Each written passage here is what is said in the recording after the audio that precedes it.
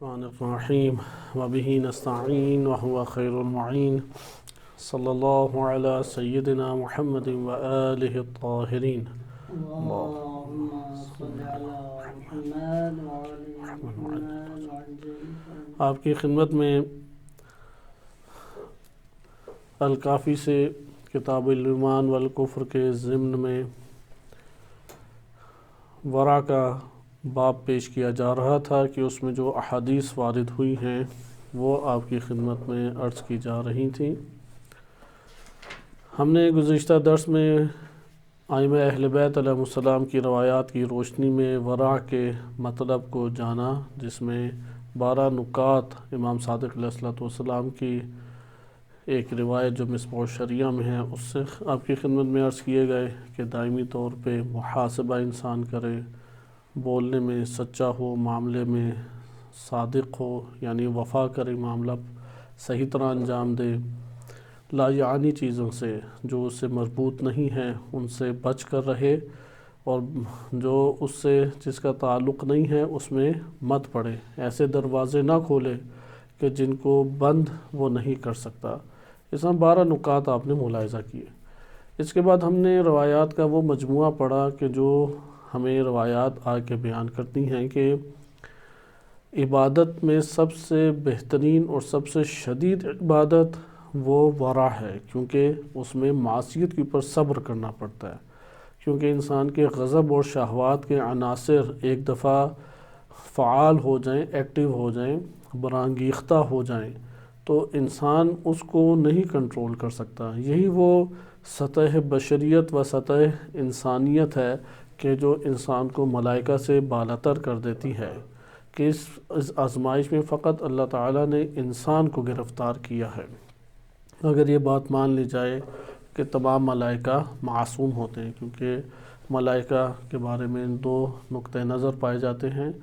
ایک نقطہ نظر ہے کہ ملائکہ سارے کے سارے معصوم ہیں، جیسا کہ علامہ طباطبائی رحمۃ اللہ علیہ، آیت اللہ جوادی عاملی حفظہ اللہ تعالی اور یہ بزرگان شدت کے ساتھ قائل ہیں کہ تمام انواع فرشتگان وہ معصوم ہیں، اور وہ روایات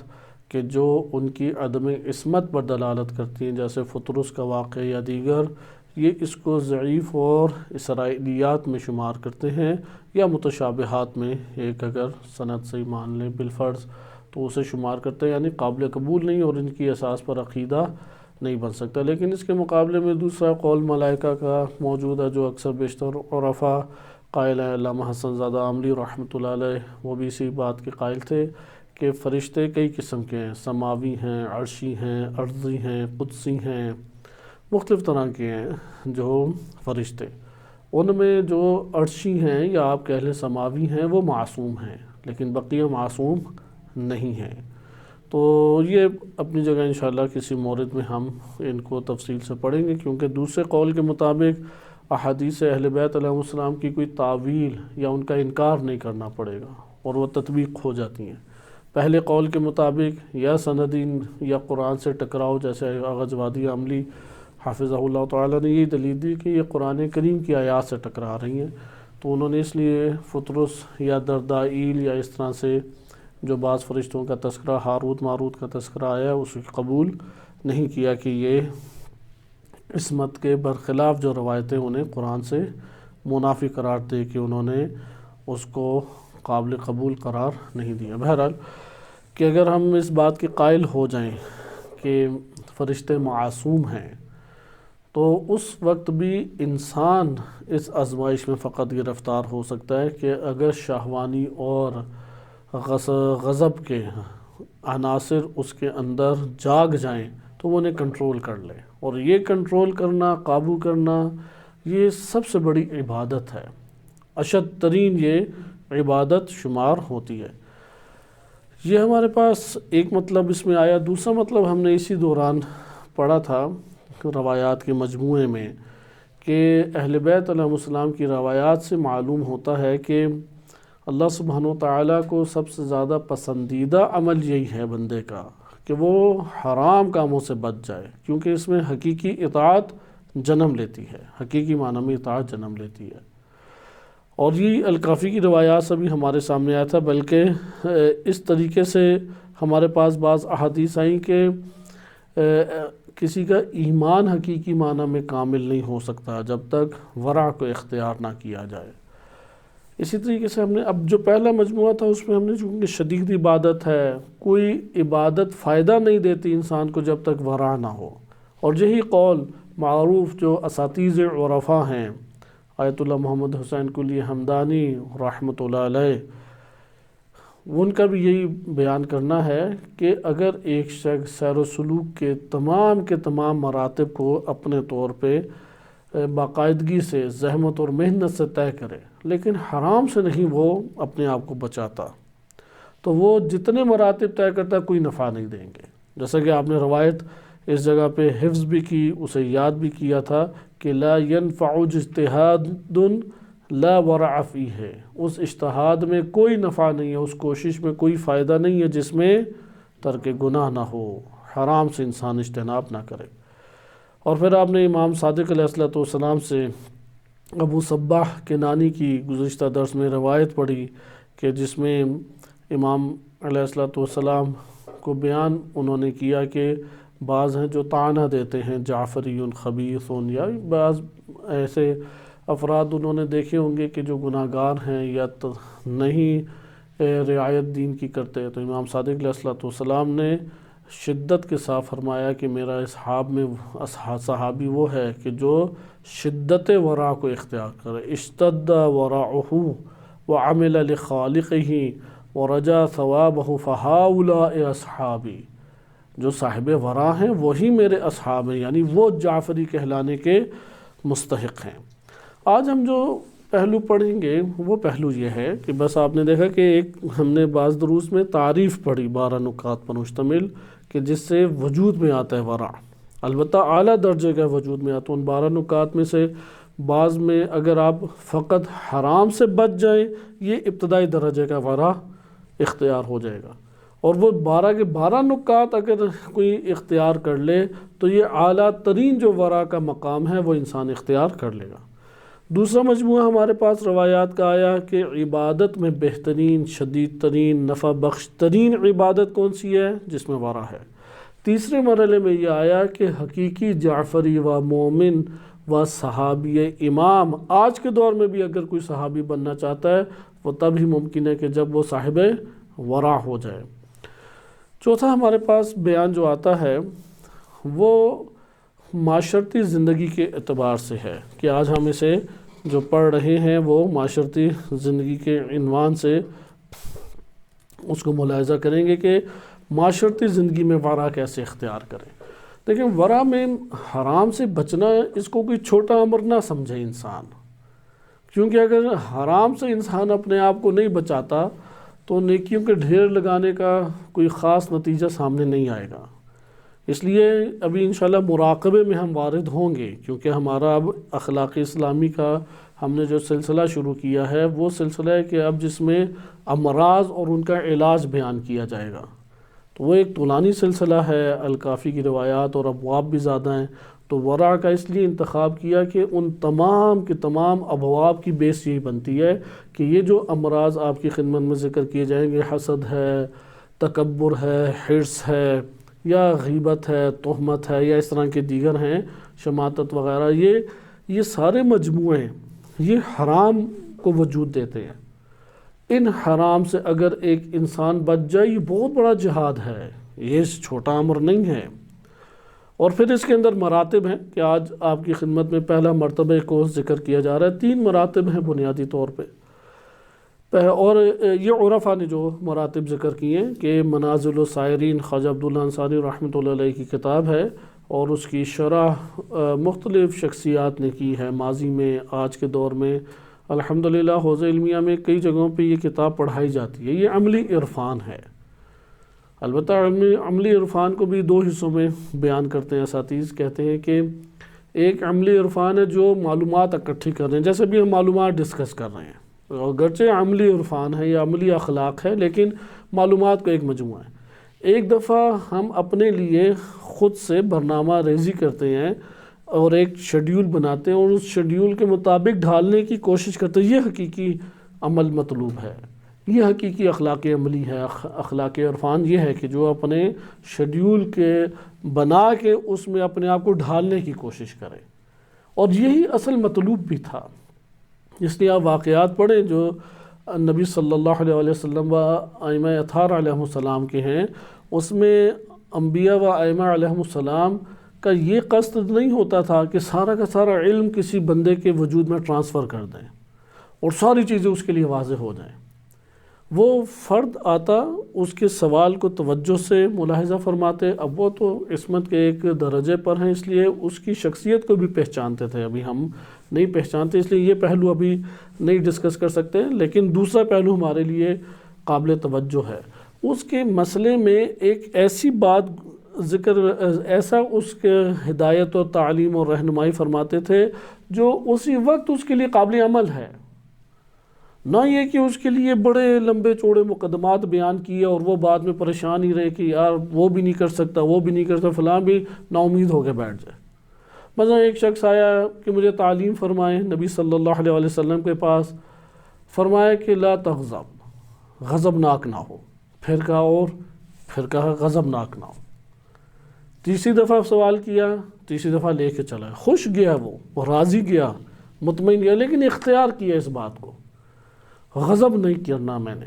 اٹھے گا غضب میرے وجود میں لیکن میں دباؤں گا اسے، میں قابو کروں گا، میں اسے لڑوں گا۔ اسی طریقے سے ایک شخص آیا نبی صلی اللہ علیہ وسلم کی خدمت میں کہ بہت میرے گناہ ہیں، کثیر گناہ کیے ہیں، شاید ہی کوئی گناہ ایسا ہو جو چھوڑا ہو، مغفرت میں چاہتا ہوں، اللہ تعالیٰ کی بارگاہ میں کیسے مغفرت طلب کروں، کیسے توبہ کروں۔ اب یہاں پہ اس کے معاملات کو سنگین کر کے بیان کیا جاتا ہے، ہر جرم کی قباحتوں کو اجاگر کیا جاتا ہے، اور ہی زیادہ وہ پریشان اور نا امید ہو جاتا۔ حضرت صلی اللہ علیہ وسلم نے مختصر اس سے پوچھا تمہاری والدہ زندہ ہیں؟ اس نے کہا نہیں زندہ نہیں ہے۔ کہا والد زندہ ہیں؟ کہا وہ زندہ ہے۔ کہا جاؤ خدمت کرو ان سے، صرف والد کی جا کے خدمت کرو، خدمت کرو کہ ساری کی ساری تمہارے گناہ دھل جائیں گے، اللہ کی ذات توفیق دے گی۔ اس کا یہ مطلب نہیں ہے بٹن دبایا روشنی آ گئی، نہیں، وہ شروع کرے گا خدمت تو اب توفیقات ملنا شروع ہوں گی، گڑ گڑائے گا بارگاہ الہی میں، نیکی کی طرف آ جائے گا، حرام کو چھوڑ دے گا، خدا کی توفیق۔ ہمارے پاس سامنے ایسے معاشرے میں کئی نمونے ہیں، کئی ہم آس پاس ایسے افراد کو جانتے ہیں جن کی زندگی انتہائی قباحتوں میں گزری اور انتہائی آوارگی میں ان کی زندگی گزری، اور نشے کے بھی مریض تھے اور طرح طرح کے مسائل کا شکار تھے، لیکن ساری رات بیٹھ کے والدہ کو دباتے رہتے تھے، والدہ کی خدمت خوب کرتے تھے۔ تو آس پاس کے سارے دوست احباب ان کے اس دنیا سے رخصت ہو گئے، لیکن والدہ ہی خدمت کا یہ اثر ہوا کہ آہستہ آہستہ اس برائی سے، نشے کی برائی سے بھی چھٹکارا بڑی عمر میں جا کے پایا، چھوٹی عمر میں نہیں، بڑی عمر میں جا کے اس سے چھٹکارا بھی پایا، نماز کی طرف راغب ہوئے، حکمت اور دین اور دینی تعلیمات کو سننے سے شغف پیدا ہوا، خودداری کی زندگی بسر کی، خود کما کے کھانے کے عادی ہوئے۔ لہٰذا اللہ تعالیٰ کی اس طرح سے توفیقات ملتی ہیں، اس طرح سے نہیں ہے کہ بس ایک دن خدمت کی تو معاملہ سارا کا سارا ختم ہو گیا۔ خداوند متعال نے ہر انسان کے لیے اپنے قرب کے راستے رکھے ہیں، ہر ایک کے لیے راہ علم جو ہے، یعنی اصطلاحی حوزہ جات علمیہ کی اصطلاحی دنیا قرب الہی کا ہر شخص کے لیے باعث نہیں ہے۔ ہر شخص کے لیے عرفان کا پڑھنا اور عرفان کی وادیوں کے اندر غرق ہو جانا وہ باعث نہیں ہے قرب الہی کا۔ لہٰذا اللہ سبحانہ وتعالی نے ہر انسان کے لیے اسی کے مطابق قرب کی راہیں رکھی ہیں، لیکن یہ قرب کی ساری راہیں صراط مستقیم سے پیوست ہوتی ہیں، پیوست امام معصوم سے ہونا۔ مثلا سلمان جیسی شخصیت تھیں تو نبی صلی اللہ علیہ وسلم امیر المومنین علیہ السلام نے عرفان کے باہر ان کے سامنے کھول دیے،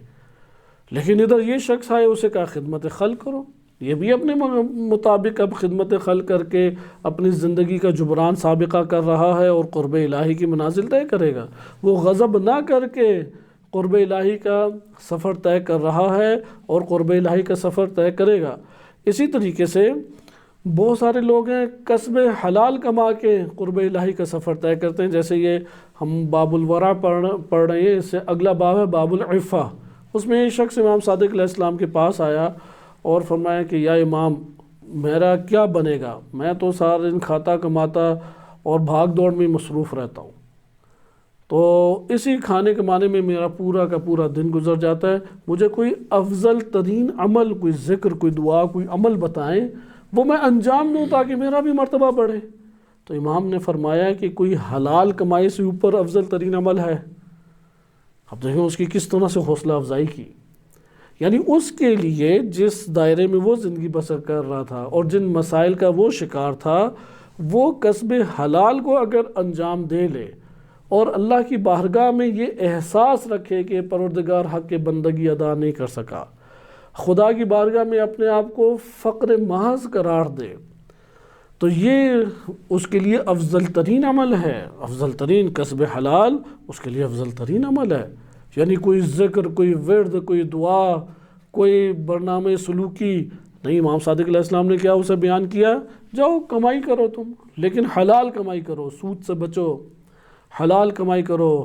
مثلا وزن میں ناپ تول سے میں خیانت سے بچو، کرپشن سے بچو، جھوٹ سے بچو، کیونکہ جہاد ہے، کسب حلال ایک بہت بڑے پیمانے پہ تہذیب نفس و تزکیہ نفس کا دروازہ کھولتا ہے آپ کے لیے۔ دوسروں کے رویے برداشت کرنے ہیں، دوسروں سے جھگڑے سے اپنے آپ کو دور رکھنا ہے۔ اچھا، مال کے مسائل جب پیش آتے ہیں تو حیوانیت دنیا میں زیادہ ہے، آپ نے ان میں انسان بننا ہے۔ یہ سارے کے سارے مسائل جو آ رہے ہیں، جھوٹ، غیبت، تہمت، ہرس، بخل، تکبر، حسد، ان سب چیزوں سے آپ نے جنگ لڑنی ہے، تو کسب حلال دیکھیں کہاں پہنچائے گا۔ لہٰذا ملاحظہ کیا کہ حرام سے بچنے کو چھوٹا نہ سمجھیں۔ لہٰذا پہلا مرتبہ جو عرفا نے ذکر کیا ہے ورع کے میدان میں، وہ کیا ہے؟ جو آپ نے گزشتہ درس میں بھی 3-4 حدیثیں پے در پہ پڑھی، کہ حدیث قدسی بھی آپ نے مطالعہ کی اس باب میں، کہ اللہ سبحانہ وتعالی عز و جل نے فرمایا یا ابن آدم، اے فرزند آدم، اجتنب ما حرمت علیک، صرف اتنا سا کام کر کہ جو میں نے تجھ پر حرام کیا اس سے اجتناب کر، جو تجھ پہ حرام کیا ہے اس سے اجتناب۔ یہ کوئی بہت بڑے فلسفوں سے بات سمجھانے والی نہیں ہے، انسان کے لیے واضح ہے کہ محرمات دین نے واضح بیان کیے ہیں، جن کے حرام ہونے پر شک ہو وہ انسان پہ عملاً حرام نہیں ہے، فکر گناہ اللہ نے قرار نہیں دیا۔ اس لیے اجتناب کرو ما حرمت علیک، جو تجھ پر حرام کیا ہے، تکن من اورع الناس، یہ کام کرو گے لوگوں میں سب سے زیادہ صاحب ورع بن جاؤ گے۔ یہ دیکھیں یہ کس قدر انسان کے لیے عملی دنیا میں امام علیہ السلام کے کلمات حوصلہ انسان کے اندر پیدا کر دیتے ہیں۔ لہذا اس طریقے سے لوگوں کے اندر تعلیم دینی چاہیے کہ اس کا حالات کو دیکھیں اور ان حالات کے مطابق اس دین کے عمل کو، یعنی اس کے لیے ممکن ہے کسب حلال سب سے افضل تھا، کیونکہ اللہ سبحانہ وتعالیٰ نے اسی کے اندر اس کے لیے کمال رکھا ہے۔ کسی کے لیے خدمت والدین میں سب سے زیادہ اللہ سبحانہ وتعالیٰ نے فضیلت رکھی ہے۔ ایسا نہیں ہے کہ یہ ساری باتیں آپس میں ٹکراتی ہیں، کبھی ذکر کو افضل کہا، کبھی دعا کو افضل کہا، کبھی خدمت خلق، نہیں، اس شخص کے لیے یہ سب سے افضل بن رہا ہے۔ کسی کے لیے تعلیم کو اللہ نے سب سے افضل قرار دیا، کیونکہ ان سب چیزوں کے ذریعے سے بھی ایک تعلیم اللہ تعالیٰ عنایت کرتا ہے۔ خلاصہ کلام، ہم آگے کی روایات کی طرف چلتے ہیں، اور آج ہم جس پہلو سے جائزہ لیں گے، کیونکہ آج کا جو ہمارے درس کا آغاز تھا اس میں ہم نے پہلا مرتبہ پڑھ لیا، 2 اور مراتب ہیں، ان کی تشریح آگے درس میں گزرے گی، کیونکہ دوسرا مرتبہ یہ ہے کہ آپ ترک حرام کریں، ترک مکروہات، حتیٰ ترک مباحات بھی کریں۔ یہ دوسرا ورع کا درجہ ہے عرفا کی نظر میں۔ تیسرا عرفا کی نظر میں درجہ ہے کہ حتیٰ کہ اگر آپ کا خیالات اور آپ کا وقت اور آپ کا نفس اللہ کے علاوہ کسی اور کے ساتھ مشغول ہوتا ہے تو اس سے بھی حد الامکان کوشش کریں اور توبہ کریں اور اس کو اپنے لیے ممنوع قرار دیں۔ اب اس کی انشاءاللہ ہم آگے پڑھیں گے تفصیلات، کیونکہ ابھی تک آپ جو احادیث پڑھ چکے ہیں اس میں پہلا درجہ تو آشکار بیان کیا جا رہا ہے، اور عرفا کی ہمارے پاس تائید جو ہے ان احادیث سے مل جاتی ہے۔ اور وہ پہلا درجہ کیا ہے کہ وہ پہلا درجہ ہے کہ حرام امور سے اجتناب کریں۔ منازل السائرین میں 3 مراتب ذکر کیے گئے، البتہ جو پہلا درجہ ہے اس کے فوائد کیا ہیں وہ بھی انہوں نے اس میں ذکر کیے کہ ہم روایت کے ساتھ مشغول ہونے سے پہلے یہ 3 چیزیں پڑھ لیں۔ اور اس میں ہم نے جو روایت پڑھی تھی وہی عرفا نے بھی ذکر کیا ہے۔ ہم نے روایت پڑھی تھی کہ جو زہد کا سب سے اعلیٰ ترین درجہ ہے وہ ورع کا سب سے ادنا ترین درجہ ہے۔ ادھر بھی انہوں نے یہ لکھا کہ اول مقام الزہد للمرید، یعنی وہو آخر مقام الزہد للعامہ، عوام الناس کے لیے جو زہد کا آخری مقام ہے، جو سب سے آخری مقام زہد کا ہے عوام الناس کے لیے، وہ کیا ہے؟ ورع۔ اور بہرحال مرید کے لیے مقام اول زہد کا کہلائے گا۔ تو 3 درجات ہیں۔ پہلے درجے میں یہ ہے کہ قباحتوں سے اجتناب کرے، کیوں؟ لصون نفس سے، نفس کا رابطہ حرام سے نہ قرار پائے، نفس کا رابطہ حرام سے نہ قرار پائے، یہ پہلی وجہ ہے۔ یعنی وہ جو پہلا درجہ ہے اس کی 4 فوائد اس کے لکھے ہیں کہ پہلا فائدہ ہمیں کیا ملے گا؟ نفس ہمارا حرام کی تاریکی اور ظلمت اور گندگی سے بچ جائے گا۔ دوسرا کیا؟ وتوفیر الحسنات، 3 انہوں نے ذکر کیے فوائد۔ نیکیاں وافر مقدار میں مل جائیں گی، حرام کو اگر ترک کر دیں تو حسنات کی توفیق مل جاتی ہے، وافر حسنات انسان سے یا نورانیت حسنات انسان سے تعلق قائم کر لیتی ہے۔ اور تیسرا کیا؟ صیانت الایمان، ایمان محفوظ رہے گا، ایمان بچ جائے گا۔ یہی ہم نے روایات میں بھی پڑھا تھا۔ بس آپ نے دیکھا 3 درجات ورع کے منازل و سائرین میں ذکر کیے گئے، جو میں نے آپ کے سامنے شرح کے چند نکات ذکر کیے ہیں۔ 3 درجات ورع کے ہیں، اور یہ خواجہ عبداللہ انصاری رحمۃ اللہ علیہ نے ذکر کیا۔ البتہ اس کی شرح یہ آیت اللہ محمد صالح کمیلی خراسانی حافظہ اللہ تعالی ہیں کہ سید ہاشم حداد رحمۃ اللہ علیہ کے شاگرد میں، علامہ حسن زادہ عملی رحمۃ اللہ علیہ کی بھی شاگرد ہیں۔ بڑی بزرگ شخصیت حوض علمیہ کی ہے اور عرفان عملی کی طرف زیادہ راغب ہے کہ یہ آج کے دن اتوار کے دن ہی قریبی ادھر مسجد ہے، ادھر آداب صلاۃ کا درس امام خوانی رحمۃ اللہ علیہ کا دیتے بھی ہیں کہ امام خوانی رحمۃ اللہ علیہ کی کتاب ہے آداب الصلاۃ،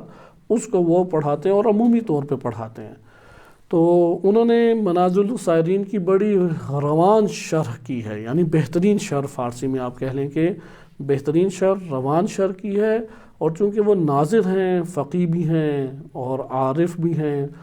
اور فیلسوف بھی ہیں، یعنی علوم پہ اچھی دسترس ہے، لہذا آیات و روایات پہ اچھے وہ دسترس رکھتے ہیں۔ اس لیے خواجہ عبداللہ انصاری کی باتوں کو اہل بیت علیہ السلام کے روایات کے تناظر میں ذکر کرنا، یہ ایک بہترین اس حوالے سے کتاب شمار ہوتی ہے۔ خلاصہ کلام 3 آپ نے درجات دیکھے ورع کے، تمام حرام چیزوں سے بچنا پہلا درجہ، دوسرا درجہ حتیٰ کہ حرام کے علاوہ مکروہات اور مباحات سے بھی اپنے آپ کو بچانا، یہ اعلیٰ درجہ ہے۔ اور تیسرا درجہ ہے کہ اپنے وقت کو ضائع نہ کرے، نفس کو غیر اللہ سے مشغول نہ ہونے دے۔ پہلے درجے کے 3 فوائد سامنے آئے۔ اگر کوئی حرام امور سے اپنے آپ کو بچا لے، جیسے حدیث قدسی میں الکافی میں آپ نے پڑھا کہ وہ اورع الناس میں سے ہو جائے گا، سب سے بڑے پیمانے پہ ورع اختیار کرنے والوں میں اللہ تعالیٰ اسے شمار کرنے لگ جائے گا، کیونکہ پہلا درجہ انجام پائے گا تو دوسرے درجے میں انسان پہنچ سکے گا، پھر تیسرے درجے کی طرف اللہ تعالیٰ توفیق دے گا۔ پہلے درجے میں کیا؟ صون النفس، نفس کو بچائے انسان، ظلمت گناہ اور گندگی اور اس کی جو خباثت ہے اس سے اپنے نفس کو ارتباط نہ دینے دے، اس لیے اگر ورع اختیار کرے اس گندگی سے بچ جائے گا۔ دوسرا ہے، یعنی کیونکہ گناہ ایک نجاست ہے، معنوی نجاست ہے، اس لیے آیت کریمہ سے بھی جو استدلال کیا کہ وَثَوْبَكَ فَطَهِّرْ وَثِيَابَكَ فَطَهِّرْ، کہ سورہ مدثر میں اللہ سبحانہ وتعالیٰ فرماتا ہے رسول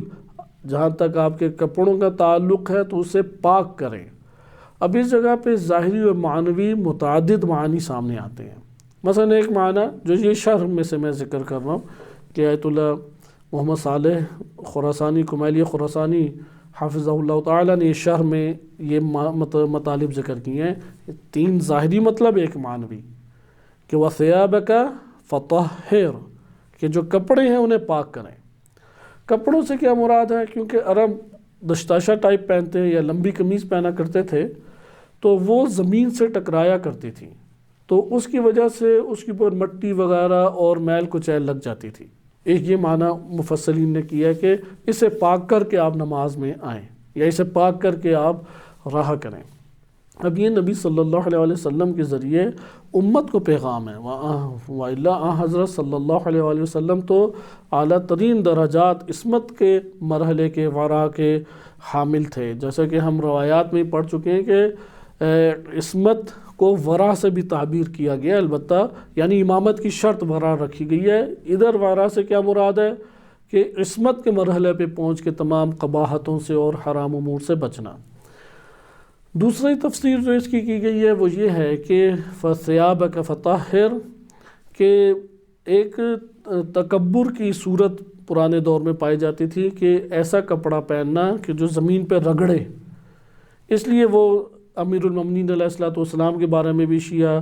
احادیث میں وارد ہوا ہے کہ وہ ٹخنوں کی سطح تک کاٹ دیا کرتے تھے کپڑے کو، ٹخنوں سے اوپر نہیں، جیسے اہل سنت میں ہے ٹخنوں سے اوپر بے ادبی قرار دیا گیا ہے کہ چھپانی چاہیے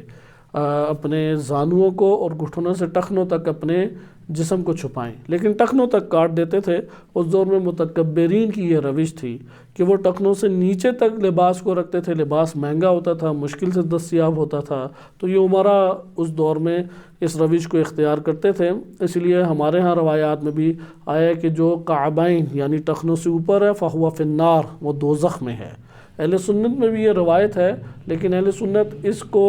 سنت کے طور پہ لیتے ہیں، جبکہ آج کے دور میں یہ تکبر کی چونکہ علامت شمار نہیں ہوتا، اور موضوع ہی جب مفقود ہو گیا تو حکم بھی اس کا باقی نہیں رہے گا۔ فقہا اس طور پہ کہتے ہیں کہ اس لیے آج بھی ٹخنوں سے اوپر اگر پینٹ یا شلوار ہو انسان کی تو اس میں کوئی عیب نہیں ہے، چونکہ اب یہ تکبر کا نہیں، موضوعیت تکبر کی نہیں رکھتے۔ لیکن خلاصہ کلام اس دور میں تکبر کی ایک علامت شمار ہوتا تھا، اس لیے کہا گیا کہ تکبر کی علامت کو ختم کیا جائے، اور ثِيَابَكَ فَطَهِّرْ۔ پھر بعض جگہوں پہ کہ گندگی لگ جاتی تھی، کیونکہ اس دور میں گھروں سے باہر باتھ روم ہوا کرتے تھے، واش روم ہوا کرتے تھے، اور حمام یعنی نہانے کا لیے گھر کے اندر جگہ ہوتی تھی،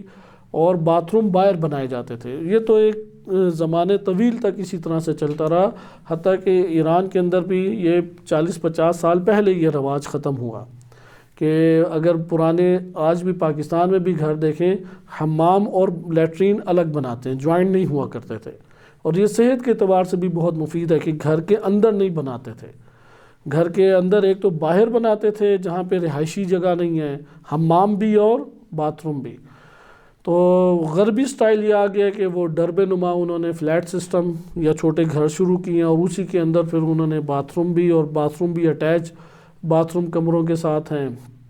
اور اس میں بھی پھر دونوں ایک ساتھ بنا دیے ہیں۔ بہرحال ثقافتی اور ادبی اعتبار سے بھی اس کے اندر نقائص پائے جاتے ہیں، اور صحت کے اعتبار سے بھی، لیکن ایک رواج کو دوبارہ پلٹا کے لانا ایک عام انسان کے بس کی بات نہیں ہوتی، کیونکہ گھروں کا بنانا وہ ہر انسان کے اپنے مالی اعتبار سے استطاعت میں نہیں ہوتا۔ خلاصہ کلام اس دور میں پھر نجاست وغیرہ لگ جایا کرتی تھی، وہ کپڑے لمبے ہوتے تھے تو وہ جہاں سے گزر رہے ہیں وہاں سے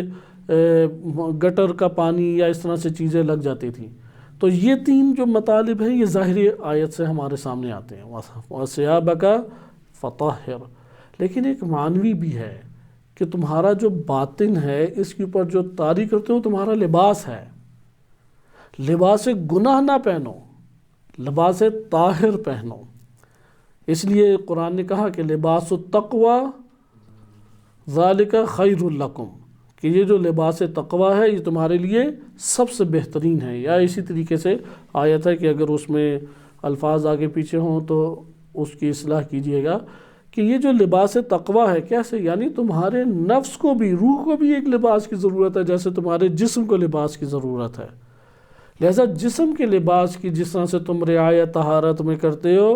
اسی طریقے سے تم اپنے روح اور اپنے نفس کے لباس کی بھی رعایت کرو۔ لہٰذا اپنے نفس کے اوپر وہ چیز مت پہننے دو، وہ چیز مت آنے دو کہ جو آگ سے بنی ہوئی ہے، جو گندگی ہے، جو بدبودار ہے، جو اپنے وجود میں قباحت اور خباثت کو لیے ہوئے ہے، اور وہ ہے گناہ، جو تاریکی ہے، ظلمت ہے۔ لہذا یہ وہ مطلب اس ذکر کیا کہ جب اپنے نفس کو تم بچا لو گے ایسے لباس سے،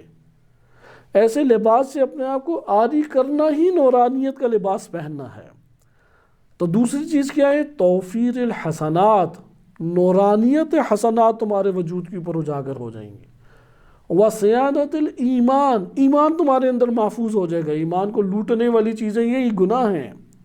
لہذا گناہ سے وابستہ انسان نہ ہونے دے۔ یہ اپنے مطلب کو واضح طور پہ ملاحظہ کیا کہ آج کے درس میں ہم نے درجہ اولا کو مطالعہ کیا، کیونکہ درجہ اولا والی احادیث ہمارے پاس ابھی اختتام پذیر ہوگی کہ ابھی اگلے مرحلے میں ہم ورع کے داخل ہو رہے ہیں۔ معاشرتی اعتبار سے جو ورع کے حوالے سے ہمارے پاس احادیث آتی ہیں، کیونکہ احادیث جو ہم نے 8 تقریباً احادیث پڑھ لی تھیں، 9ویں حدیث کو دیکھیں، کیونکہ 9ویں حدیث میں بھی یہ مطلب موجود ہے، لیکن ادھر معاشرے سے ورع کا تعلق، کیونکہ ایک ہے اخلاق فردی اور ایک ہے اخلاق اجتماعی۔ آج کے دور میں اگر اخلاق کو صرف ایک فردی حیثیت دے دیں، یہ انسان کو تمام گناہوں سے اور تمام ذمہ داریوں سے نہیں ادا کر پاتا کہ ساری ذمہ داریاں انجام پا جائیں اور سارے گناہ انسان کے ختم ہو جائیں یا ترک کر دے، ایسا نہیں ہوتا۔ اجتماعی طور پہ انسان گھرا ہوا ہے، گھر کے حقوق ہیں، والدین کے حقوق ہیں، بہن بھائیوں کے حقوق ہیں، بعنوان امت اسلامی ایک فرد مسلمان ہوں میں، میرے اس اعتبار سے حقوق ہیں۔ جیسا کہ آپ ملاحظہ کریں، ایک جوان کا یہاں پہ انٹرویو لے رہے تھے انہی مظاہروں میں، کہ پہلے بھی یہ واقعہ ذکر کیا کہ ان مظاہروں میں انٹرویو لیتے ہوئے اس کا بڑا اچھا بیان تھا۔ اس نے کہا کہ جو امام حسین علیہ السلام کے دور میں امام حسین علیہ السلام کے پاس نہیں پہنچ پائے، اللہ تعالیٰ تو سب سے سوال کرے گا، تو جو اہل کربلا ہیں وہ جواب دیں گے ہم نصرت کے لیے حاضر ہو گئے، ہم نے یہ کیا وہ کیا، جتنی استطاعت تھی۔ بعض ہیں کربلا میں شہید ہوئے اور بعض ہیں کہ جو راہ کربلا میں شہید ہوئے، جیسے مسلم بن عقیل علیہ السلام اور اس طرح سے دیگر شخصیات ہیں۔ تو اس نے کہا کہ کم سے کم اللہ تعالیٰ آج کے دور میں تو مجھ سے سوال کرے گا کہ یہ جو 3 مہینے کے قریب جنگ فلسطین کے مظلوم عوام اور مسلمانوں کے اوپر تھوپی گئی ہے اور اس کے اوپر مسلط کی گئی ہے، اس میں تم نے کیا کیا، تم کیا کر رہے تھے اس ٹائم؟ لہذا ایک مذمتی بیان، ایک چھوٹا سا آپ کا نیٹ کے اوپر کسی چیز کو شیئر کر، چھوٹی چیز نہ سمجھیں اسے، مالی مدد کسی قسم کی اسے چھوٹا نہ سمجھیں۔ لہذا اس ٹائم پہ ایک ذمہ داری ہے کہ یہ جب بے دردی کے ساتھ مظلوم بچوں کو اور خواتین کو قتل کر رہے تھے، کہ آج بھی شدید بمباری انہوں نے صہیونیوں نے کی ہے وہاں پہ، اور 20,000 سے اوپر بچے شہید ہو چکے ہیں، تو تم اس وقت کیا کر رہے تھے؟ تمہارے دل پہ کیا گزر رہی تھی؟ تم نے اس وقت کیا کام کیا؟ یہ خبر سن کر تمہارے پاس کیا جو استطاعت تھی، اس استطاعت کے مطابق تم نے کیا تحرک کیا؟ لہذا اجتماعی طور پہ ورع ہماری اس ٹائم ذمہ داری بنتی ہے۔ لہذا یہ ایک سوال ایسا ہے کہ وہ کہتا ہے کہ میں اپنا وظیفہ سمجھتا ہوں مثلا ریلی میں شریک ہوں، میں ریلی میں شریک ہو سکتا ہوں، میں اتنی مقدار مالی مدد کر سکتا ہوں، میں اتنے مذمتی بیان جاری کر سکتا ہوں، میں اس طرح سے ان کی تائید اور حمایت کر سکتا ہوں، مثلا پرچم لگا کے حمایت کروں گا، فلاں ایک قول بنا کے اسے شیئر کروں گا، کوئی بھی اثر اپنے خانوادے میں، اپنے بہن بھائیوں میں، اپنے عزیز اقربا میں، دوست احباب میں حمایت میں اجاگر کروں گا، کوئی بھی جو بھی استطاعت میں ہے انسان۔ یہاں پہ مختصر یہ کہ جو اجتماعی دنیا ہے وہاں پر اجتماعی عنوان سے وظائف ہیں، اگر ادا نہ کریں حرام کا انسان شکار ہوگا۔ جیسا کہ امیر المومنین علیہ السلام کی جنہوں نے مدد نہیں کی اور عبادتوں پہ عبادتیں کرتے رہ گئے، انہوں نے حرام کا ہم انجام دیا۔ نہج بلاغہ امیر المومنین علیہ السلام کے ان غم اور دکھوں سے بھری ہوئی ہے، سستی، غفلت، کاہلی، انہیں بڑے جرائم امام علی علیہ السلام نے قرار دیا کہ سستی اور غفلت کی وجہ سے اگر ایک علاقے کو برباد کر دیا جائے اس میں یہ سست انسان بھی شریک ہے، اگر ایک جگہ کے اوپر صحیح مدد اور تائید نہ کی جائے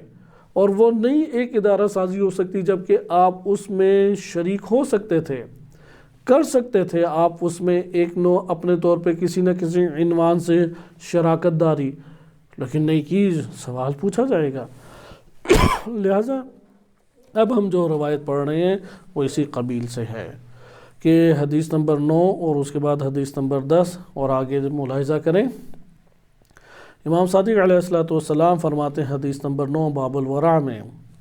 علیک بتقوی اللہ والورع والاجتہاد، کہ تمہارے اوپر واجب ہے، لازم ہے اللہ کا تقوی اختیار کرو۔ نمبر 2 ورع کو اختیار کرو۔ نمبر 3 سخت اللہ کی بارگاہ میں کوشش اور زحمت کرو۔ وصدق الحدیث، سچ بولو۔ واداء الامانہ، امانات کو ادا کرو۔ وحسن الخلق، اچھے اخلاق کو اختیار کرو۔ وحسن الجوار، اچھے ہمسائے بن کے رہو۔ یعنی یہ ضابطہ نہیں ادھر روایات دے رہی وہ میرے ساتھ اچھا بنے تو میں اچھا بنوں، روایت کہہ رہی تم اچھا بنو، وہ بنتا ہے نہیں بنتا، تمہیں اچھا بننا حتماً چاہیے۔ اس لیے حسن الخلق ہے، وہ تم سے اچھا سلوک کرتا ہے یا نہیں کرتا، وہ اخلاق حسنہ کا سلوک کرتا ہے یا نہیں کرتا، تم اخلاق حسنہ کا سلوک کرو۔ وہ حسن الجوار ہے، وہ تم سے اچھا ہمسائیگی کا سلوک نہیں کرتا لیکن تم کرو اس سے۔ وَكُونُوا دُعَاةً إِلَىٰ أَنفُسِهِمْ بِغَيْرِ أَلْسِنَتِكُمْ، ہماری طرف دعوت دو زبان سے نہیں، عمل کے ذریعے سے۔ یہ تکرار کے ساتھ احادیث مبارکہ میں آیا ہے، امام رضا علیہ السلام سے، امام صادق علیہ السلام سے، ابھی نیچے بھی احادیث میں یہی کلمات آئیں گی، کونوا دعاۃ، ہماری طرف لوگوں کو بلاؤ، ہماری طرف لوگوں دعوت دو، اپنی طرف نہیں دعوت دو، ہماری طرف لے کے آؤ۔ ہم اہل بیت علیہ السلام سے لوگوں کے قلوب کو پیوست کرو، ہم اہل بیت علیہ السلام کی طرف لوگوں کو پکارو، بلاؤ، لیکن کیسے؟ زبان سے، تقریروں سے، ممبر سے، خطابت سے، تحریروں سے نہیں، لوگوں کے درمیان زندگی بسر کر کے۔ وہ جو لوگوں کے ہجوموں سے بھاگنا چاہتے ہیں، اس لیے عرض کیا کہ بعض اوقات تجارت ہے، کسب کار ہے، حلال روزی کمانا ہے، یا خاندان کے اندر رہنا ہے، یا افراد کے اندر رہنا ہے، یہ انسان ان تمام لوگوں سے افضل ہو جاتا ہے جو کسی کونے میں یا کسی غار میں یا خانہ کعبہ یا کسی حرم کے گوشے میں بیٹھ کے سارا دن رات نماز روزے انجام دیتا رہے، اس سے افضل ہو جاتا ہے۔ کیوں افضل ہو جاتا ہے؟ وظائف انجام دے رہا ہے، میدان میں اتر کے مقابلہ کر رہا ہے، ایک طرف سے نہیں حملے ہو رہے، کئی طرف سے حملے ہیں جن سے وہ لڑائی کر رہا ہے، اس لیے حتماً و حتماً استقامت دکھا دی، نفس اس کا اوپر چلا جائے گا۔ یعنی حرام سے بچ گیا، خاندان میں رہتے ہوئے، لوگوں میں رہتے ہوئے، کاروبار کرتے ہوئے، خرید و فروخت کرتے ہوئے، ادارے چلاتے ہوئے، لوگوں کے درمیان رہا، استقامت دکھائی کہ حرام نہیں میں نے صادر کرنا، یہ حتماً و حتماً وہ اس کی روح اوپر چلی جائے گی، نشوونما پائے گی، بالا مراتب اور مقام تک پہنچے گی۔ اس لیے آیت اللہ بہجت رحمۃ اللہ علیہ کی خود یہ ویڈیو کلپس بھی بنے ہوئے ہیں، متعدد کلپس ہیں، تو ایک میں وہ فرماتے ہیں کہ میں پورے یقین اور اطمینان، بڑے آہستہ آہستہ آخری عمر کے حصہ ہے کہ بڑے اطمینان اور یقین کے ساتھ یہ بات کہہ رہا ہوں کہ اگر کوئی شخص اول وقت فقط نماز پڑھتا ہے، اول وقت، تو ممکن نہیں ہے کہ وہ عرفانی کسی مقام کے اوپر فائز نہ ہو، معنوی اور بلندی پہ کسی مقام پہ فائز۔ یہ اسلوب انبیاء و ائمہ علیہ السلام کا اسلوب ہے، عمل بتاؤ جو وہ اختیار کر سکتا ہے، اور اس کے بعد اس طریقے سے اس عمل کی تشریح کرو کہ اس کے اندر حوصلہ پیدا ہو، توانائی آئے، انگیزہ جاگے۔ وقت ہو گیا ہے، کاروبار ہے، نوکری ہے، جاب ہے، اندر کوڑے، اگر نہیں موقع مل رہا، اندر غم اٹھائے، یہ غم اٹھانا اس کو انہی میں شمار کر دے گا، کیونکہ بعض اوقات ایسے حالات ہو جاتے ہیں کہ وہ ایسی جاب میں مصروف ہو گیا کہ نہیں ہو سکتا، ایسے کاروبار میں، ایسے سفر میں ہے، ایسے مقام پہ ہے کہ نہیں اول وقت نماز پڑھ پا رہا، اس کا غم اٹھائے، پھر یہ غم اٹھانا حتماً و حتماً اس کا جبران کر دے گا، اسے اس مقام کے اوپر لا رہا ہے۔ لہذا یہ آپ نے ملاحظہ کیا کہ یہاں پہ یہ جو ہمارے پاس بات آتی ہے کہ بغیر السنتکم، اس کو بہت توجہ سے دیکھنا چاہیے۔ لہذا ہمارے یہاں ترتیب تربیت کی اور تعلیم کی، اپنی آپ کی تربیت کی ترتیب بھی غلط ہے، خانوادوں کے اندر ترتیب بھی غلط ہے، اپنے خاندان میں اپنے فیملی میں جو کرنا چاہتے ہیں، اپنے بیوی بچوں کے اندر جو ہم ترتیب ایجاد کرنا چاہتے ہیں،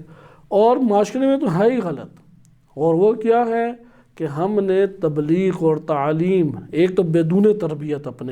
اپنی تربیت نہیں کی، لیکن اگلے کو کہتے ہیں کہ یار یہ تربیت یافتہ۔ مثلا خود میں جوانی میں، آغاز جوانی میں خود معصوم نہیں تھا، لیکن بچوں کو کہتے تم نے معصوم زندگی بسر کرنی ہے، اس کے اوپر ساری چیزیں اگر لاد دیں گے وہ تو فرار کرے گا،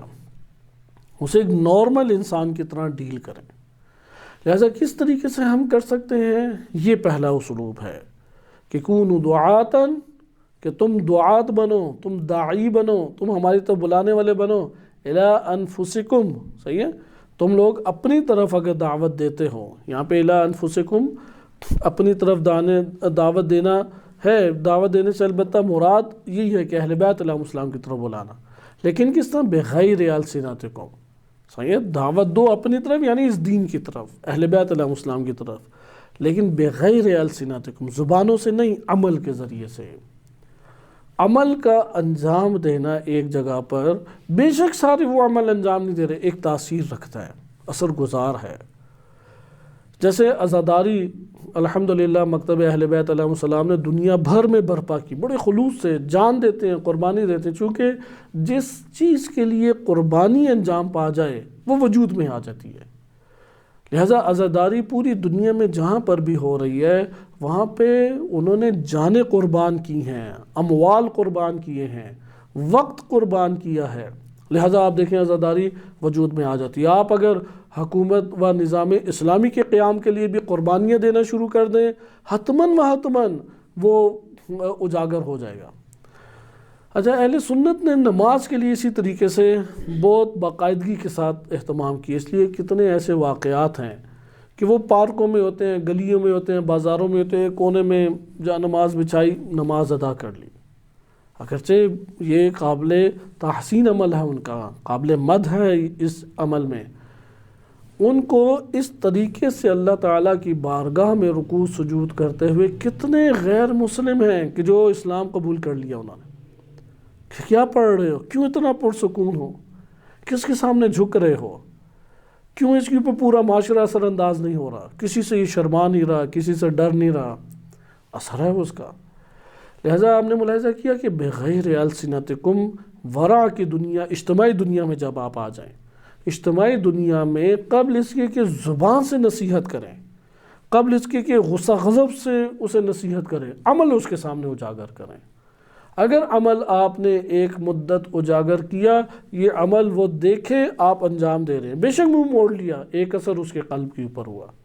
پھر انجام دیتے ہیں، پھر اس کے اوپر اثر ہو رہا ہے، یہ اثر ہوتے ہوتے اگر وہ اندر انسانیت کے اور فطرت کے امور اور عناصر کو غلبہ رکھتا ہے، جلد آپ کے ساتھ ملحق ہو جائے گا۔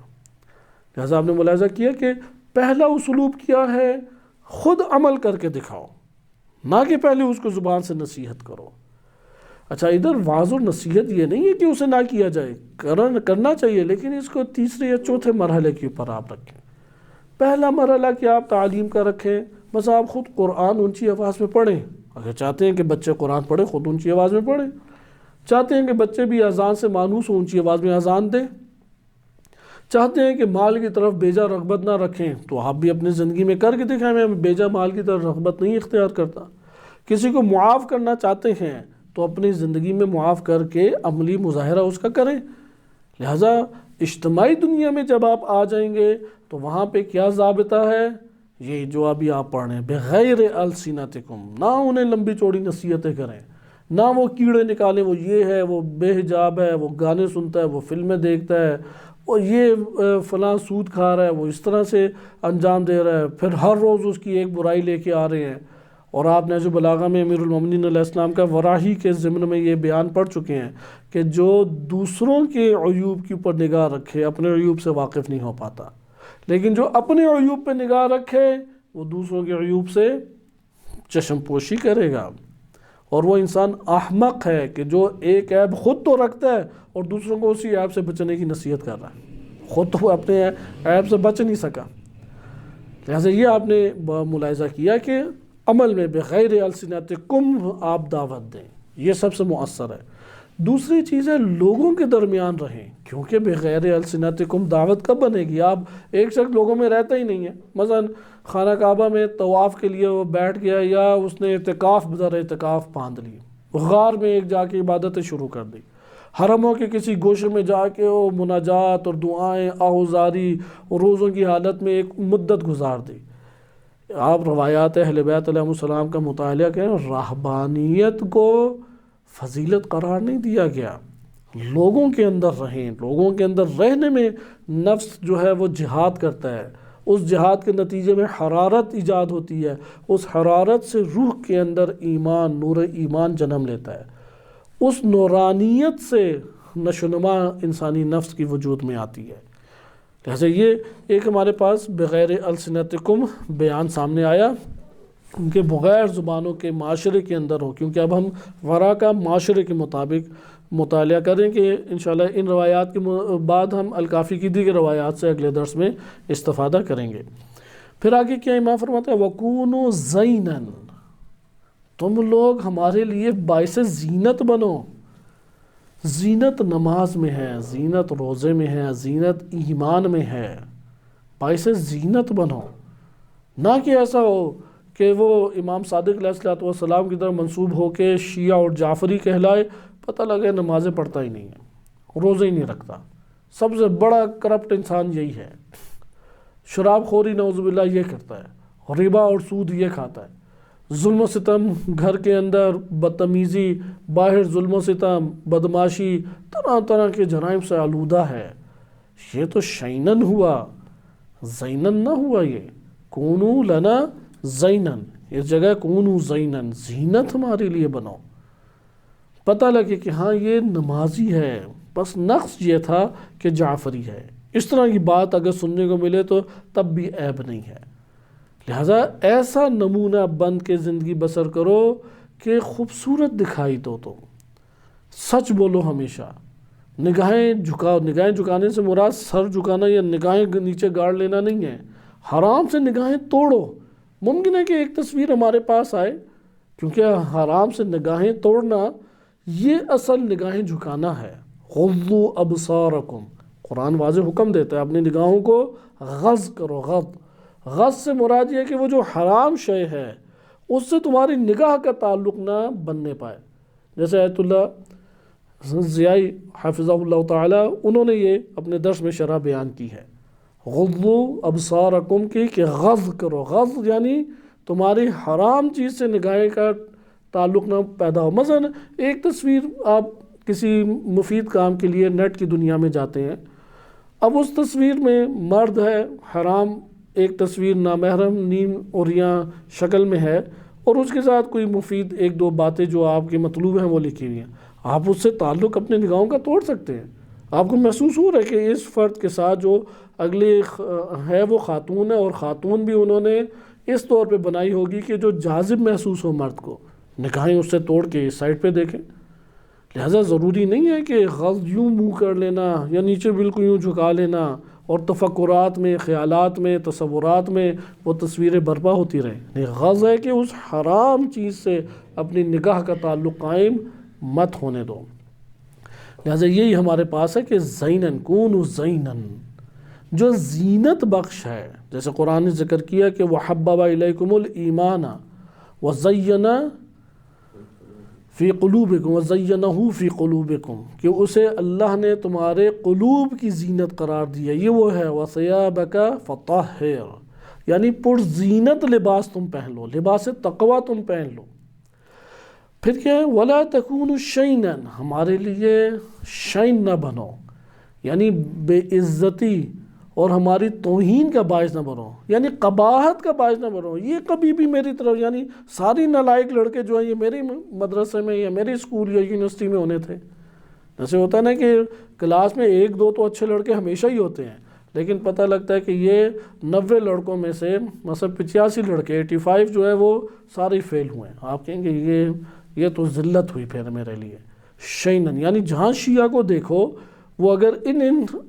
چیزوں کے اوپر اتر رہا ہے کہ جو قباحت شمار ہوتی ہیں ایمان کے اعتبار سے، کہتے ہیں یہ قبیح چیز ہے۔ ابھی اس حوالے سے روایت نیچے آ رہی ہے، اس لیے ادھر بقیہ بیان دیکھیں گے، پھر آگے امام کیا فرماتے ہیں، بہت اہم ہے یہ حصہ، کیونکہ یہ ہماری دسترس میں اب جو حصہ آپ کی خدمت میں ذکر کیا جا رہا ہے، یعنی حرام سے تو سخت جنگ ہے، کیونکہ حرام سے جب جنگ لڑیں گے تو اگر لڑ لی تو قوت حتماً و حتماً پیدا ہوگی۔ اس کی مثال ایسی ہے کہ کسی کو سانس چاہیے، سلنڈر اگر وہ لگاتا ہے اپنے منہ میں، اگر چند سیکنڈ کے لیے بھی لگایا تو سانس راحت محسوس کرے گا۔ یہ بالکل اسی طریقے سے کہ گناہ سے چند لحظوں کے لیے بھی بچ جائے، وہ نورانیت پیدا کرتا ہے، اسے چھوٹا عمل نہ سمجھیں۔ اگر وہ مسلسل اس میں کامیاب ہو جائے تو یہاں پہ ایک مقام اسے حاصل ہوگا، اور ایک ڈھال اس کے نفس کے اندر سے نکل کے باہر آ جائے گی، جسے ڈھال تقویٰ کہتے ہیں۔ پھر تقویٰ اسے بچائے گی،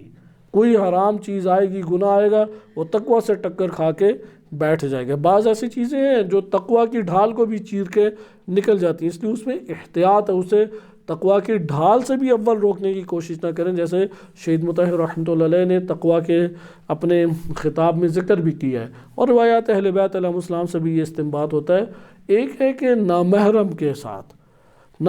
کے ساتھ تنہائیوں میں مشغول ہونے میں اپنے ایمان اور تقویٰ کو نہ آزمایا جائے، یہ تقویٰ کی ڈھال کو بھی چیر کے انسانی نفس تک سرایت کر جاتی ہے، اس لیے بچ کے رہے نامحرم سے۔ اور دوسرا انسان جس سے بچ کے رہے وہ مال ہے، مال کی آزمائشوں میں بیجا اپنے آپ کو اپنے ایمان اور قد کاٹ کی وجہ سے مت مبتلا کرے۔ خلاصہ کلام کہ آگے آپ دیکھیں کہ جو اگلا حصہ آ رہا ہے وہ ہمارے اختیار میں، اور یہ جو بات بیان کی جا رہی ہے یہ قوت بخش ہے، جسے آپ کہتے ہیں نا کہ بعض وٹامنس کی دوائیاں دی جاتی ہیں جس سے جسم میں طاقت بھرپور آ جاتی ہے۔ تو یہ جو اب آپ کے سامنے ضابطہ بیان کیا جا رہا ہے اس روایت میں، اس سے مد مقابل ابلیس اور شیطان سے لڑنے کی قوت اندر پیدا ہو جائے گی۔ اور وہ کیا بیان ہے، وَعَلَيْكُمْ بِطُولِ الرُّكُوعِ وَالسُّجُودِ، لمبے رکوع سجود کرو، لازم ہے، لازم، اختیار نہیں۔ اگر تم جعفری بننا چاہتے ہو، امام صادق علیہ السلام سے تعلق پیدا کرنا چاہتے ہو، تو لمبے رکوع علیکم تو لوگوں پر لازم ہے، بطول الرکوع والسجود، لمبے رکوع اور سجود کرو۔ فإن أحدكم إذا أطال الركوع والسجود، جب تم میں سے کوئی شخص طولانی رکوع و سجود کرتا ہے، حطف ابلیس من خلفہ، تو اس کے پیچھے سے وہ دیکھ رہا ہے ابلیس، وہ پھر ایک دھاڑے مار کی اونچی آواز میں ایک صدا بلند کرتا ہے، وقال یا ویلا، کہ بربادی ہو بربادی، اطاع وعصیت، اس نے اطاعت کی اور میں نے معصیت کی، کیونکہ رکوع سجود نہیں کیا، وسجد وابیت، اس نے سجدہ کر دیا تھا اور میں نے انکار کیا۔ لہذا ابلیس کی چیخیں نکالنے کے لیے اور ابلیس کو بٹھانے اور شکست دینے کے لیے لازم ہے انسان کے لیے، کیا لازم ہے، علیکم بطول الرکوع والسجود،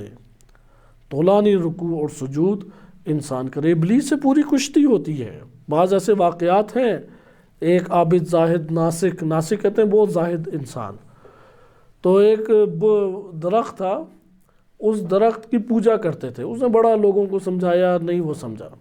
اگرچہ واقعہ بنایا بھی گیا ہو تو عیب نہیں ہے ایک مطلب سمجھانے کے لیے۔ تو اس نے اب ارادہ کیا کہ میں حتماً آج تو اسے کاٹ کے آؤں گا، جڑ سے اس شرک کی بیماری کو اٹھا کے باہر میں پھینک دیتا ہوں۔ بیچارہ غریب فقیر بھی تھا لیکن بڑا استقامت کے ساتھ ڈٹ کے کام کرتا تھا۔ تو درخت وہ تھا متبرک، انہوں نے قرار دیا ہوا تھا، کیونکہ خیالی دنیا ہر چیز کو بلند کر دیتی ہے۔ آپ نے دیکھا ہوگا کہ امام علی علیہ السلام یا انبیاء و ائمہ علیہ السلام سب بھی اسی طریقے سے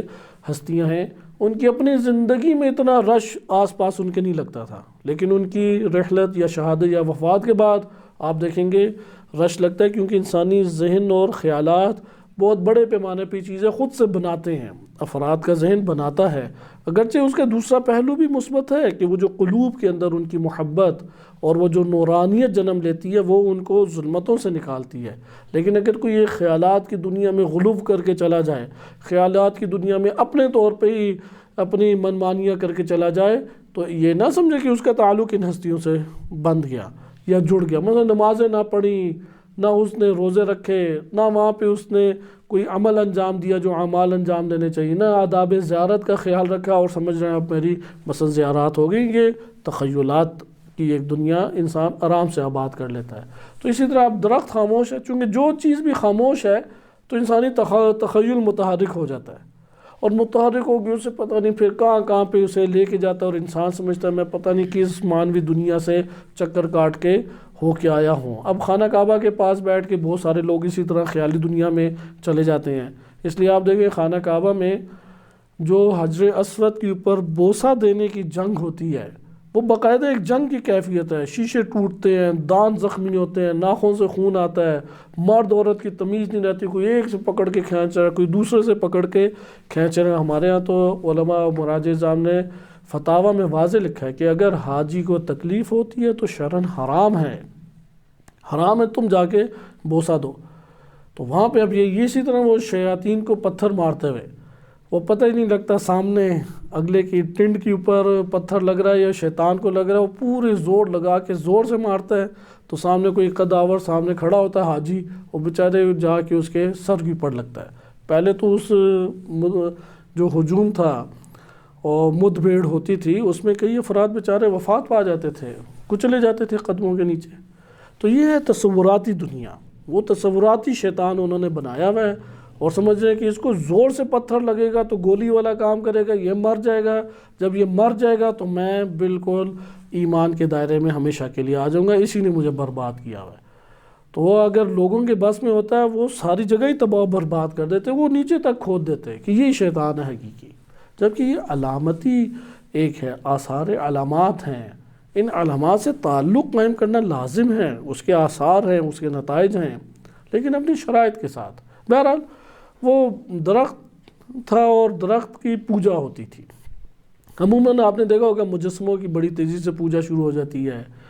درختوں کی پوجا جلد ہو جاتی ہے، اس لیے آپ دیکھیں کہیں بھی کسی جگہ پہ بھی وہ زری نما سبز بتی لگا کے آپ لگا دیں، اگلا سوال ہی نہیں کرے گا ہے کیا، وہ سارے متبرک اسے کر کے اور بنا کے چلے جائیں گے، یا لمبے لمبے سجدے کرنا شروع کر دیں گے ذریعہ مبارک کو۔ تو یہ ایک تخیلاتی طور پہ انسان اپنے وجود کے اندر ایک عمارت قائم کرتا ہے، چونکہ جب مد مقابل بول نہیں رہا ہوتا تو اس کی جانب سے اس کا خیال بولتا ہے، اس کا خیال بول کے اس کو ایک عجیب و غریب، مثلا امیر المومنین علیہ السلام کو وہ رب بنا دے گا، خیال بول رہا ہے اس کا،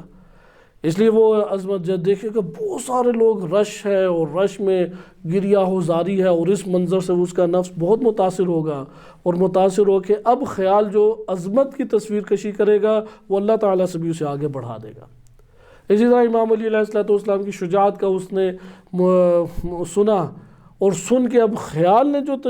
اس تصویر کشی کی وہ غلو کی سطح تک لے جائے گی، اس لیے خیال کے دائرے کو سنبھال کے رکھنا لازم ہے، متحرک کرنا ضروری ہے، متحرک ہوتا ہے، اللہ نے مثبت چیز خلق کی ہے، لیکن اس کو دائرے میں رکھنا۔ اب اسی طرح بتوں کی اور پتھروں کی پوجا ہوتی ہے، تو اس نے کہا کہ میں آگے بڑھ کے اسے جڑ فساد کو ہی ختم کر دوں۔ رات کے ٹائم نکلا کلہاڑا لے کے، ایک ضرب لگائی، دوسری، چونکہ وہ ضرب حقیقت میں وہ ضرب شیطان کو لگ رہی تھی، جیسے آج کوئی اسرائیل کی بیس کو کاٹ دے، امریکہ کی جڑ کو کاٹے، یعنی یہ جو جڑ فساد ہے اقتصاد کے اعتبار سے یا عسکری اعتبار سے یا دیگر سازشوں کے اعتبار سے، یا یہ جو جنسی بہراروی پھیلائی ہوئی ہے، اسے جو جڑ کو کاٹے، یہ پہلا یہاں پہ چیخیں مارتا ہے، جیسے طول رکوع اور سجود میں آپ نے ملاحظہ کیا۔ تو یہی بھی صورت تھی، وہ آیا اس نے ایک لگائی تو شیطان چیخ کے سامنے آ گیا، بڑا خوبصورت عالم فاضل عابد، سجدوں کے نشان اور بڑی ایک سفید ریش داڑھی، خوبصورت اور ایک بہترین حلیہ بنا کے کہتے اے مرد مومن کیا کر رہے ہو، اس نے تیرا کیا بگاڑا، اس درخت نے، اس نے تجھے کیا نقصان دیا ہے؟ اس نے کہا یہی فساد کی جڑ ہے جس کی وجہ سے شرک لوگ کر رہے ہیں، آج میں بتاؤں گا کہ یہ گرے گا تو پتہ لگے گا یہ معبود نہیں ہے، یہ الہ نہیں ہے۔ بہرحال اب اس نے روکا آپس میں، اور اس نے اس کو پکڑا، یعنی یہ اب ابلیس روک رہا ہے جب یہ اسے دھکے دے رہا ہے، تو اس نے اٹھا کے ابلیس کو نیچے پھینکا اور اس کے اوپر وہ لڑائی ہوئی. بہرحال اسی لڑائی میں ٹائم گزرا تو یہ چلا گیا. اس نے کہا اگلے دن میں آؤں گا اور اب تو اسے کاٹ کے رہوں گا. اگلے دن بھی آیا تو اب ابلیس نے اگلا حربہ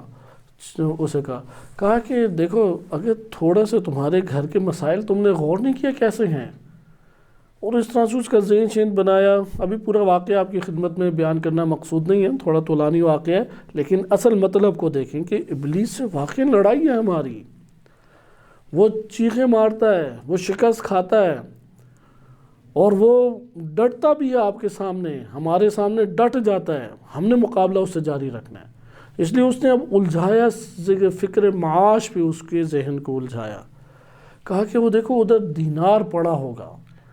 یہ جو میں تمہیں کرامت بتا رہا ہوں اس کرامت کی علامت ہی وہ دینار ہے. اب وہ ایک اور چہرہ بنا کے پیش سامنے آیا. اب اس نے دیکھا کہ میں اس سے تو نہیں لڑ سکتا، یہ تو پٹخ کے مارتا ہے. اب جب فکر دینار اس کے ذہن میں آئی اور تھوڑا سا اس نے سوچا، اب سوچوں کو خیالوں کو طولانی کیا، کیونکہ شیطان خیال کی دنیا تک رسائی رکھتا ہے، اس سے آگے نہیں. علماء واضح طور پہ بیان کرتے ہیں کہ شیطان وہ کہاں تک رسائی ہے؟ خیال کی دنیا تک. لہٰذا خیال اس کا بنایا. اس کا میں دیکھ تو لوں پتہ نہیں ہے سچ ہے یا نہیں. گیا تو وہاں پہ مثلا 1 دینار پڑا ہوا تھا، لیکن اب اس نے کہا کہ یہ تو آج اس نے مجھے مصروف کر دیا، اگلے دن ضرور میں اس درخت کو کاٹوں گا. لیکن اب 1 دینار تھا تو اس نے اب آیا، باتیں شاتیں ہوئی اور سارا کو کہا کہ دیکھو ادھر بہت سارے دینار پڑے ہیں، کچھ صدقہ کرنا، لوگوں میں چیزیں کرنا، یہ کرنا فلاں کرنا. یہ خیال کو اس کے وسیع کیا. اب جب وہ چوتھے دن پورے ارادے سے اور کہا کہ سائڈ سے میرے ہٹ جاؤ، اب تو میں نے توڑنا ہی توڑنا ہے، تو اٹھا کے زمین کے اوپر ابلیس نے اس کو پٹخا، کیونکہ اب اس کے اندر ہمت نہیں رہی،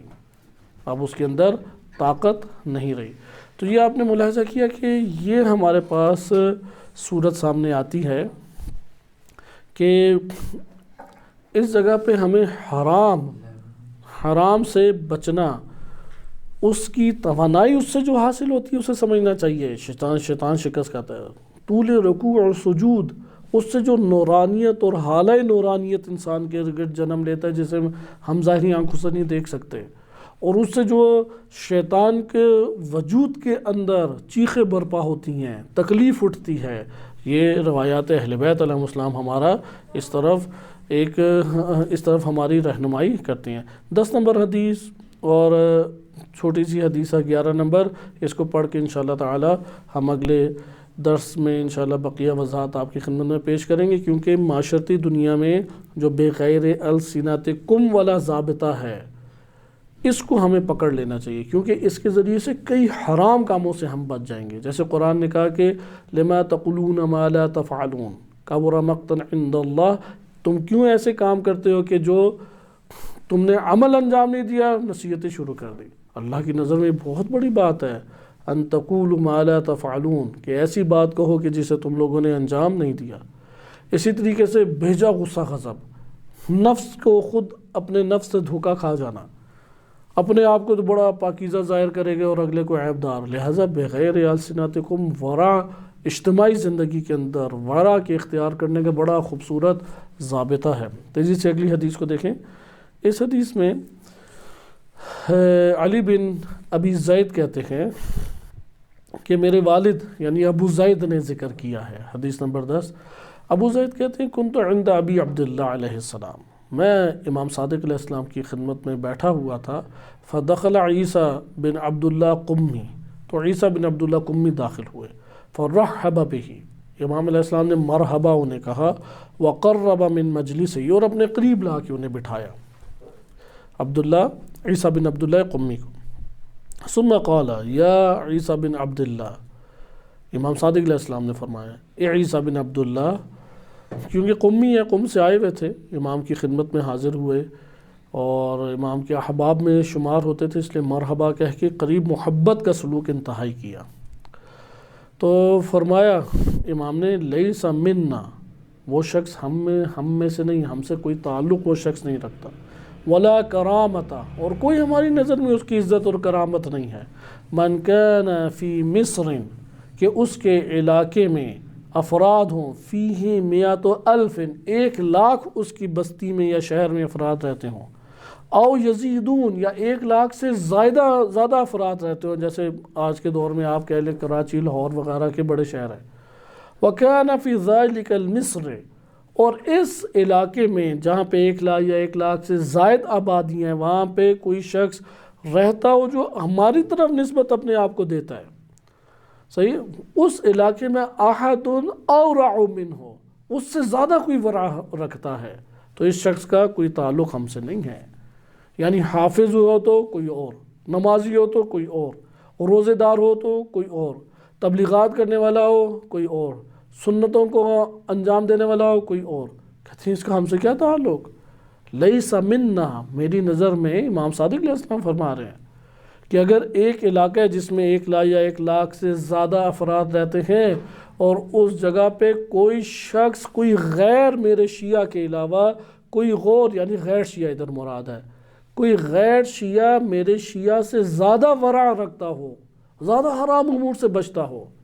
زیادہ اللہ کی عبادت میں کوشش کرنے والا ہو، اس شیعہ کا مجھ سے کوئی تعلق نہیں، اور میری نظر میں اس کا کوئی احترام بھی نہیں ہے، لا کرامت، کوئی احترام نہیں ہے۔ اجتماعی زندگی دیکھیں کس طرح سے برپا ہو، یعنی اتنا ورع اس نے وجود پہ طاری کیا ہو کہ معاشرے کو دکھائی دے کہ یہ سب سے زیادہ اورع الناس ہے، اورع الناس لوگوں میں سب سے زیادہ ہے۔ اگلی حدیث نمبر 11 کو مطالعہ کریں، کیونکہ آپ نے دیکھا کہ یہاں پہ بھی 1,00,000 اور 1,00,000 سے زائد آبادی کا تذکرہ ہے، اس لیے آج ہم نے اپنے درس کا عنوان جو ہے وہ معاشرتی اعتبار سے ورع کے پہلوؤں کو ہم نے ملاحظہ کیا۔ 11 نمبر حدیث دیکھیں، عمرو بن سعید بن ہلال کہتے ہیں کہ قلت لابی عبداللہ علیہ السلام، میں نے خدمت امام صادق علیہ السلام میں عرض کی، اوصنی، مجھے کچھ وصیت کرے، کچھ بتائیں۔ امام صادق علیہ السلام نے فرمایا، جیسے ہم لوگ جاتے ہیں کہ علماء سے بھی پوچھتے ہیں کوئی ذکر بتائیں، کوئی طریقہ بتائیں کہ ہم بھی پاکیزگی کی راہ میں آ جائیں، ہم بھی بڑے مقامات کے اوپر فائز ہو جائیں، یا ہم بھی اپنے ان گناہوں سے اور یہ جو ہیں کثافتیں مختلف قسم کی ان سے بچ جائیں۔ تو اس دور میں بھی ائمہ علیہ السلام کی بارگاہ میں آتے تھے ہم، یعنی آج امام زمانہ عجل اللہ تعالی فرجہ الشریف ہمارے سامنے، اور ہم ان سے تقاضا کریں کہ مجھے آپ بتائیں کہ میں ایمان اور اللہ کی راہ میں آگے منازل طے کر سکوں، تو امام علیہ السلام اسی طرح سے جملات فرمائیں گے، اوصیک بتقوی اللہ، میں تجھے وصیت کرتا ہوں کہ اللہ کے تقوی کو اختیار کرو، یعنی وہ ڈھال اپنے وجود پر لاؤ جو تمہارے نفس سے نکل کے ایک شیلڈ بن جائے اور گناہ ٹکرائے اور ادھر بیٹھتا جائے، اور اپنے نفس کو بچاؤ، لیکن ڈھال نہ ہوئی تو پھر تو گولی لگ ہی جاتی ہے، تیر لگ ہی جاتا ہے، کیونکہ ہزاروں تیر وہ چلا رہا ہے، اس لیے ڈھال تک اپنے آپ کو پہنچاؤ۔ پھر کیا فرمایا، والاجتہاد، سخت جد و جہد کرو اللہ کی بارگاہ میں، کوشش کرنے والے ہو، یعنی نیندیں اپنی توڑ کے نماز شب پڑھو، گرمی سردی میں روزے رکھنے کی طرف قدم بڑھاؤ، ذکر سے اپنے قلوب کو اور اپنے منہ کو، اپنی زبان اور اپنے دہن کو متبرک کرو، والاجتہاد وعلم، پھر فرمایا دیکھو یہ بات جان لو، یہ بات کان کھول کے سن لو، انہ لا ينفع اجتہاد ولا ورع فیہ، کہ کوئی کوشش فائدہ نہیں دے سکتی اگر حرام کاموں کو ترک نہیں کرتے، ورع اختیار نہیں کرتے، یہ بات کان کھول کے سن لو۔ دیکھیں امام کس طرح تکرار سے ورع کو بیان کر رہے ہیں، اس لیے ہمارے علماء عرفاء بار بار تاکہ حرام سے بچو، حرام سے بچو، نصیحت کیوں کم سے کم حرام سے بچ جاؤ، مکروہ مباح کی طرف آئیں گے، حرام سے تو اپنے آپ کو بچاؤ۔ تو یہ آپ نے ملاحظہ کی کہ یہ بھی اجتماعی نقطہ ہے کہ معاشرے سے ایک فرد آیا اور اس نے پوچھا امام علیہ السلام سے وصیت کریں، تاکید کس میں کی، وعلم، یعنی کان کھول کے یہ بات سن لو، کوئی نفع تمہیں کوئی کوشش نہیں دے گی اگر اس میں ورع نہیں ہے۔ صلی اللہ علیہ سیدنا محمد وآلہ طاہرین۔